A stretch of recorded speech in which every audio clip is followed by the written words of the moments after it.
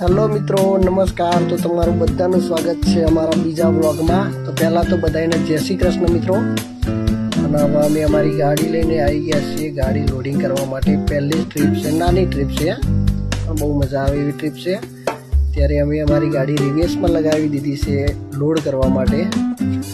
લોડિંગવાળા મિત્રો પણ અમારા એટલા ખાસ છે ને કે અમારી ગાડી ફટાફટ લોડિંગ કરી દે. અને અમારે પણ એવું હોય છે ને કે દર વખત અમારું અર્જન્ટ જ હોય છે મિત્ર. એટલા માટે અમારી ગાડી લોડિંગ થઈ રહી છે. બહુ ફટાફટ ગાડી અમારી લોડિંગ કરી દે અમારા મિત્રો.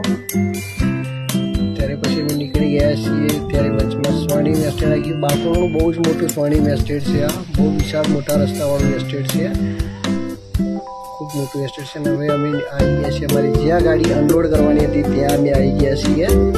સાહિત્ય એસ્ટેટમાં અમારી ગાડી અનલોડ કરવાની હતી. અંદર સાહિત્ય એસ્ટેટમાં એન્ટ્રી મારી દીધી છે અને અનલોડ કરવાની ત્યાં એન્ટ્રી મારતા પહેલાં વચ્ચે ક્રેન આવી ગઈ એટલે અમારે ઘડીક વાર વેઇટ કરવો પડ્યો. અને પછી અમે ગાડી અમારી અનલોડ કરવા માટે લગાવી દીધી.